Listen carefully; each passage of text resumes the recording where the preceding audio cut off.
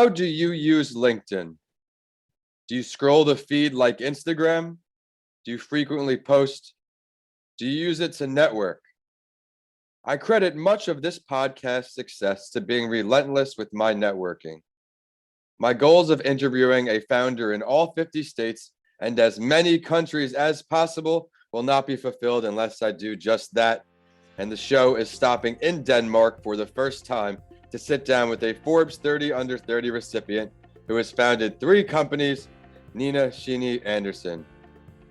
In this show, you will learn how to apply learning lessons from past experiences to now thrive in new opportunities, grow a company to have a social reach of more than 400 million people, acquire clientele including Christian Dior, Armani, Hermes, Prada, Louis Vuitton, and more, and we'll learn what got the attention of Forbes. Welcome to another episode of That Entrepreneur Show. I am your host, Vincent A. Lancy, and you can learn more about me at Vincent A. Lancy on all social media, YouTube, or my website, vincentalancy.com. Before I bring on today's guest, we're going to learn how she podcasts. Nina, which platform do you stream your shows through? Hi. I do it mostly through Spotify, actually. Spotify? When in the day do you find yourself listening? It's on my way to work in the morning or on my way from work. That's always, I put on my headphones and then I go to work. Get some motivation for work. Yes. You learned how she podcasts through the headphones on Spotify. I would love to hear how you podcast. Email me info@vincentalancy.com and I will feature you on a show. And if it's your first time with us, every single week since December 2019, I have interviewed the founder of a company or brand to share what has worked well for them, what they needed to improve on, and all of their learning lessons along the way right here on this show. And there are also bonus episodes where I bring back past guests for you to enjoy. You never know which motivational journey will inspire you most. Today's guest is the co-founder and CEO of SocialWorks, which is a strategic and creative agency specializing in digital excellence with a combined social reach of more than, as I had to mention at the beginning, 400 million followers. Yes, you heard that right. SocialWorks are online marketing experts who help scale your online presence to drive sales, create content, and reach new audiences. I mentioned she is a 3-time founder, including her current company, SocialWorks, Scandinavian Jewelry Group, and Premium People. I'm excited to learn what went on in all these businesses, so allow me to introduce Nina Shini Andersen. Nina, thank you for joining. Thank you. Wow. Thank you so much. You're very welcome. Would you mind introducing yourself a bit more to our audience, and then we'll dive into business talk? Of course. Well, I'm 29 years old. And I, as I said, you said before, I just made the cut to receive the 30 under 30 Forbes Award within media and marketing. So I'm an entrepreneur within media and marketing, but I have worked with influencer marketing for 9 years now. So it has been a great part of my career has been this topic. Yes, from what the research I've seen, we have connected on LinkedIn. I saw all the businesses you've been a part of. Let's start with that first business you founded. Yeah, that was Scandinavian Jewelry Group was the first one. That was actually by coincidence, I would say. I was working at an advertising agency, and then the founders of that company, they were about to start a jewelry company. And then they asked me if I wanted to be the lead on that and do daily tasks that would be involved in running a jewelry web shop. And I said yes to that. And that was actually the start of my entrepreneurial journey. So it wasn't that I had decided to do it from one day to the next, but I was poked and asked if I wanted to be it. There's a lot of learning lessons involved in there, I'm sure. What was one of your biggest takeaways from your time at that jewelry group? I think the best takeaway was actually that was when I discovered influencer marketing. So we are 10 years back. I discovered that when I sent out this jewelry to influencers, that was just a rise of Instagram. So people had maybe 40,000, 20,000 at tops followers. But I sent out some earrings and bracelets and all that to people that had 40,000 followers, and I could see, wow, the amount of sales you can do from this is really exciting. So I figured this is something I would rather do than do jewelry that already existed out there. I wanted to invent something new. And I think you've done just that. And then now we are where you are today. We're with a company that has a reach of 400 million followers. That's unfathomable. Let's talk a little more about SocialWorks. Yeah. We founded SocialWorks 5 years ago as a merge of my previous company, Premium People, and this company, SocialWorks. We got an investment. So actually, again, I didn't seek for an investor, but I was poked and asked if I wanted to merge my company with another company, and then this investor would invest in it. And this was very exciting. So my partner from Premium People and we moved from one city to another and started SocialWorks with the team that we are today. What city were you in and where did you go? It's a smaller city in Denmark that's called Aarhus. And then we moved to the capital city, Copenhagen. And that makes good sense because that's really where the network is. I heard of Copenhagen, of course. Since you've been on this entrepreneurial journey, since you were poached right in the beginning there, what were two of the hardest parts of being on your own? Well, it's definitely not for everyone because it's a lot of responsibility. You will always carry a lot of responsibility on your shoulders. And as you grow, it will just become more and more. For me, I really like to have the responsibility. I'm maybe a bit of a control freak also. So I like to have the responsibility of where we're heading and where we're going. But I think sometimes that's also the hardest part of it, is that you really carry a lot of responsibility for other people and a lot of people. And now that we also have a lot of influencers and employees and all that, that is a lot to handle. There's always something to do. I can agree with you there. Even right now, I've fallen behind on my website a bit, keeping the website up to date. And as you know, if that's not weekly or bi-weekly, fixing it is a bunch of hours. Yeah, definitely. And for us, the second one is probably that we don't have a physical product.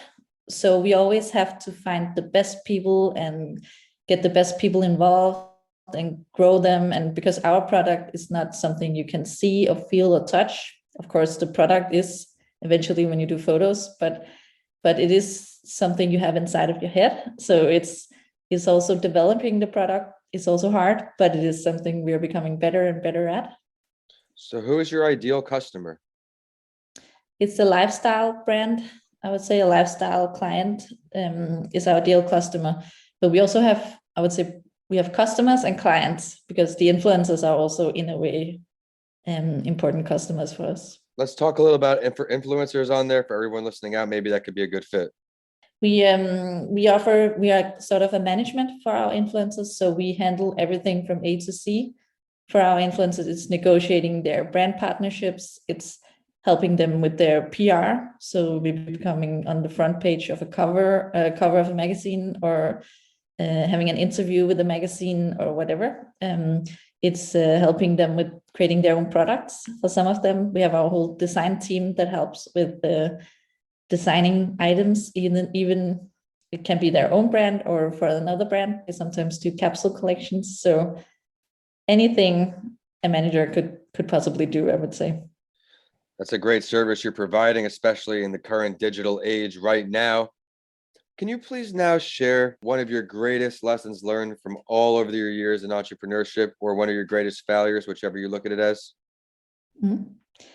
I think the most important thing I have learned, which I will carry with me for the rest of my career, is invest in people. In the beginning, I found it very hard to be a boss, and I was very result driven and very strategic focused, but actually if the people aren't following, you will get nowhere. So I developed these skills the last few years, that you really need to invest in people, and that starts with yourself. You need to know yourself really well and know how you react under pressure. You need to know what are your pitfalls. You need to know what are the good sides of what you can do, and invest in people. Strategic hiring you're talking about right now as well, not just hiring anybody just because they look good on paper. They may be a complete opposite personality to who you want to work with. Yes. Did you have an experience like this where this is what led you to more strategic hiring? Did you have a hire that made you question things? Yeah, both actually. I just started to really it started to interest me a lot. What makes people different? How do they work? What motivates them? What drives them? And also very focused on a certain culture that I really want to have within my company. Mm-hmm. And I really started to look at, okay, what kind of capabilities do people need to have to promote this culture? So we are using a lot of personality testing cases, a lot of different things when we hire people to really see what are the talents of this person that we have in front of us. And we focus a lot on talents rather than weaknesses. That's an incredible answer and definitely some motivation to our companies listening on, our founders of companies here who need to find a better way to hire. Using personality tests can really narrow things down to who you want. Great advice there. Thank you. Let's now ask you for who you would choose to have a conversation with, any entrepreneur over the history of time. Yeah, tough question. There's so many I would like to know. But I actually, not to sound stereotypical or anything, but I would say Oprah Winfrey, because I think she's such a cool female founder that rose from nothing to all the things that she are today.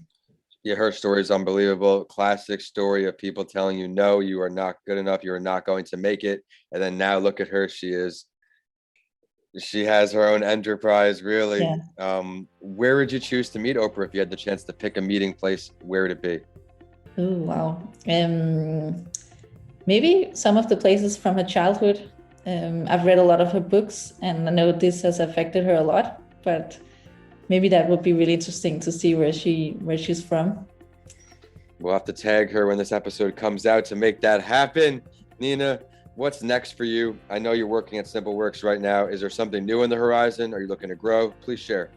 Yeah, we are looking to grow into the US.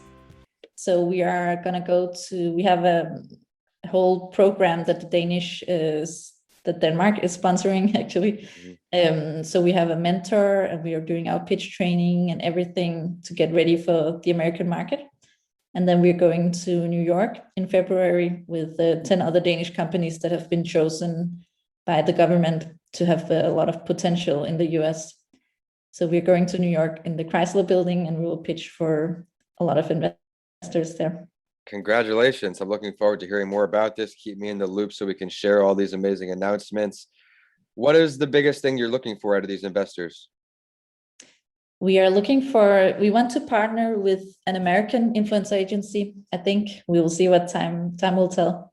But maybe to partner with an American influence agency and be able to work more globally than we do now, where we are very strong in the Nordics or in Europe especially.